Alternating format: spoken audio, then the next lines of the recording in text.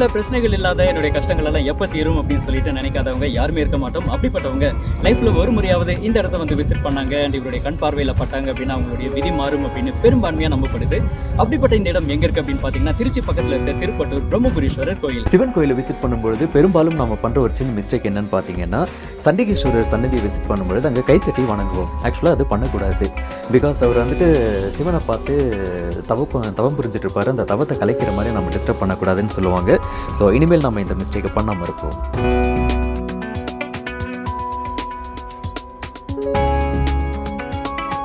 நம்ம முன்னாடியே சொன்ன மாதிரி இந்த பிரம்ம கோயிலை பொறுத்தவரையும் தூண்களும் அதில் இருக்கிற சிற்பங்களும் ரொம்பவே ஹைலைட்னு சொல்லலாம்.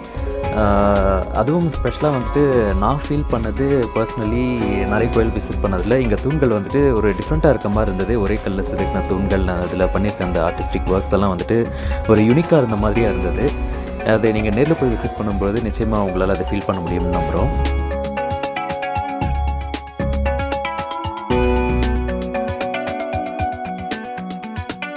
இங்கே பங்குனி மாதத்தில் 3 நாட்கள் மூலவரான சிவலிங்கம் மேலே சூரிய ஒளி 7 நிமிஷம் வரை விழுமாம். அண்ட் நம்பர் 7ல் பிறந்தவங்க 7ஆம் எண் ஆதிக்கத்தில் இருக்கிறவங்களுக்கு இந்த கோயிலை ஒரு முக்கியமான பரிகார ஸ்தலமாகவும் சொல்கிறாங்க.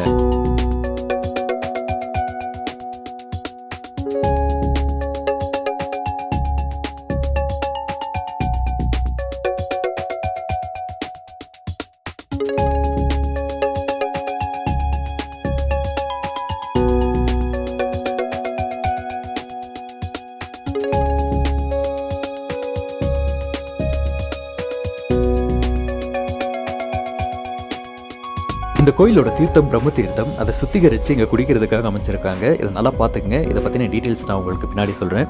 இந்த தீர்த்தம் இருக்கிற இடம் வந்துட்டு கோயிலேருந்து நம்ம சிவபெருமானை வணங்கிட்டு வரும்போது இந்த கொடிமரத்துக்கு லெஃப்ட் சைடில் இருக்கும். அண்ட் இதே லெஃப்ட் சைடில் நம்ம வெளியில் போனோம் அப்படின்னா அம்பாள் சன்னதிக்கு போகலாம். ஸோ நெக்ஸ்ட் நம்ம இப்போ அங்கே தான் போக போகிறோம்.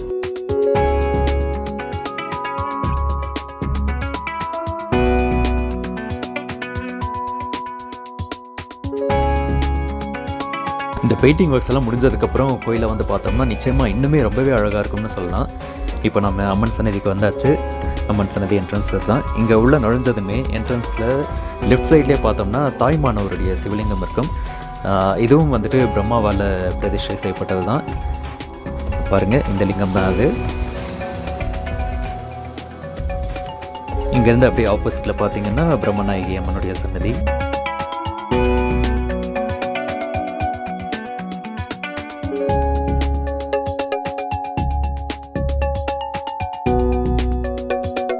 இது அம்மனுடைய பிரகாரம் சுற்றி வர இடம்.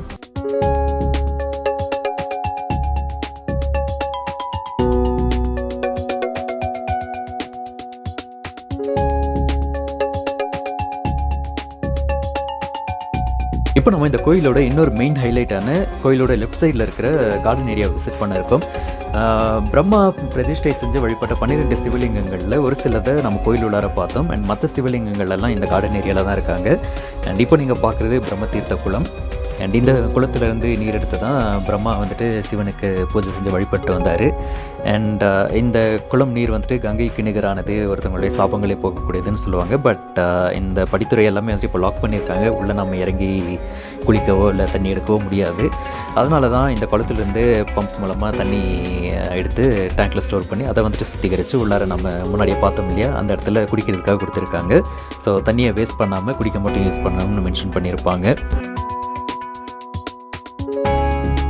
இந்த திருப்பட்டூர் பிரம்மபுரீஸ்வரர் கோயிலினுடைய ஸ்தல வரலாறுன்னு பார்த்தீங்கன்னா, படிக்கும் தொழிலை பண்ணிட்டு இருந்த பிரம்மா தான் எல்லாரை விட பெரியவன்ற கர்வத்தில் இருந்ததுனால அவருடைய ஆணவத்தை அழிக்கிற விதமாக சிவபெருமான் பிரம்மாவினுடைய அந்த தலைகளில் ஒன்றை வெட்டிடுறாரு. அது மட்டும் இல்லாமல் அவருடைய படிக்கும் தொழில் சக்தியையும் எடுத்துட்டு அவருக்கு சாபம் அளிச்சிடுறாரு. இந்த சாபத்திலிருந்து விமர்சனம் பெறுறதுக்காக பூலோகத்தில் வந்து சிவபெருமானுடைய முக்கியமான ஸ்தலங்களுக்கெல்லாம் யாத்திரையாக போகிறாரு பிரம்மா. அப்படி அவர் வந்த ஒரு கோயில் தான் இந்த கோயில். இங்கே வந்தவர் சிவனுடைய முக்கியமான ஸ்தலங்களில் இருக்கக்கூடிய 12 சிவலிங்கங்களை ஒரே இடத்துல பிரதிஷ்டை செஞ்சு வழிபடலாம்னு சொல்லிட்டு இந்த கோயிலேயே பிரதிஷ்டை செஞ்சு வழிபடவும் ஆரம்பிக்கிறாரு. அப்படியே அவருடைய பக்தியில் உருகி போன சிவபெருமானும் பார்வதி தேவியும் இந்த கோயிலினுடைய தலவிருட்சமான மகிழ மரத்தடியில், அதாவது இந்த மரத்தடியில் வந்து காட்சியளிக்கிறாங்க. அண்ட் பிரம்மாவுக்கு விமோசனம் கொடுக்குறாங்க.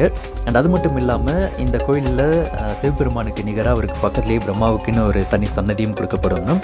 இந்த கோயிலில் வந்து தான் இவருடைய விதி மாறிச்சு அப்படிங்கிறதுனால இவரை தேடி வர பக்தர்களுக்கு அவங்களுடைய கெட்ட விதியை மாற்றி நல்ல விதி அமைச்சு தரணும்னு அருள் சொல்கிறாங்க.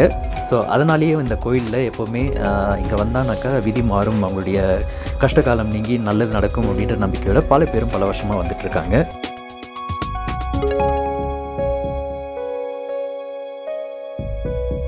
இங்கே பிரம்மா வழிபட்டுட்டு வந்த சிவலிங்கங்கள்லாம் யாருன்னு பார்த்தீங்கன்னா பழமலைநாதர், கந்தபுரீஸ்வரர், பாதாள ஈஸ்வரர், தாயுமானவர், மண்டுகநாதர், ஏகாம்பரேஸ்வரர், அருணாச்சலேஸ்வரர், கைலாசநாதர், ஜம்புகேஸ்வரர், காலத்தீஸ்வரர், சப்தரிஷீஸ்வரர், தூய மாமனேஸ்வரர், இப்படி இந்த 12 லிங்கங்களும் இங்கே இருக்கிறதுனால இங்கே வந்து வணங்கணும் அப்படின்னா ஜோதிர்லிங்கங்களை வணங்கின ஒரு பலன் கிடைக்கும் அப்படின்னு சொல்லுவாங்க.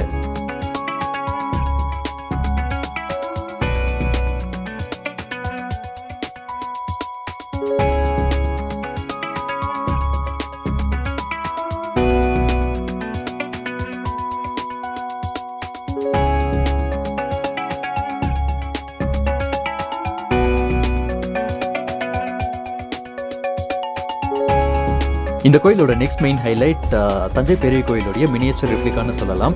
டாஞ்சூர் டெம்பிளில் இருக்கிற மாதிரியே நந்தி பகவான் வந்துட்டு ரொம்ப பெரிய சிலையாக இருக்கும். அண்ட் இங்கே இருக்கிறவர் வந்துட்டு கைலாயநாதர். அண்ட் இந்த கோயில் தஞ்சை பெரிய கோயிலுக்கும் முன்னாடியே உருவானது அப்படிங்கிறதுனால பார்க்க போனால் இந்த கோயிலுடைய ஒரு பிரம்மாண்டமான ரெப்ளிகாவாக நம்ம தஞ்சூர் பிரகதீஸ்வரர் டெம்பிளை சொல்லலாம். அண்ட் இந்த கோயில் ரொம்ப கொஞ்சம் டேமேஜ் ஆகிருக்கு அப்படிங்கிறதுனால உள்ளே போகிறதுக்கெல்லாம் ரெஸ்ட்ரிக்ட் பண்ணி கேட் போட்டு வச்சுருக்காங்க. நந்தி பகவான் பாருங்கள், நல்ல பெரிய சிலையாக இருக்குது. அண்ட் இந்த கார்டன் ஏரியாலாம் கூட வந்துட்டு ரொம்ப ப்ளீஸிங்காக ப்ளசண்ட்டாக இருக்கும். அங்கே விசிட் பண்ணி பார்க்கும்பொழுது அவ்வளோ அற்புதமாக இருக்கும் நமக்கு.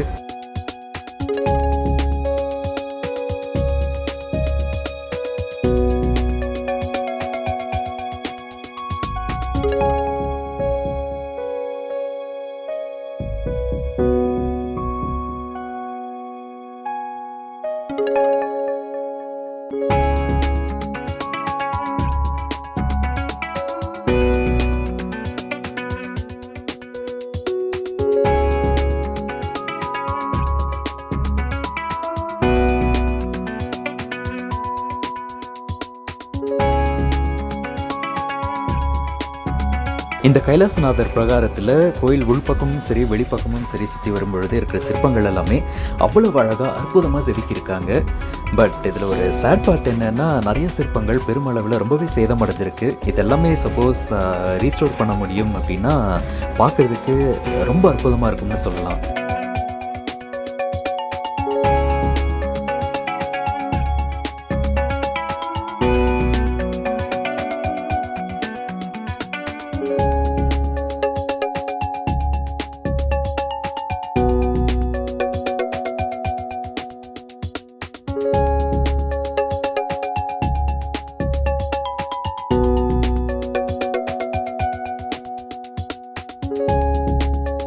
இப்போ நம்ம கோயில் உள்ளார முடிஞ்ச வரைக்கும் எல்லா இடத்தையுமே கவர் பண்ணிட்டு வந்தாச்சு.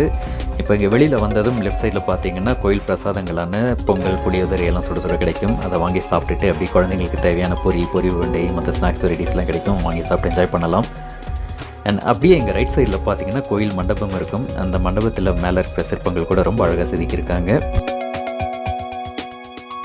இது கோயிலோட அவுட்டர் வியூ.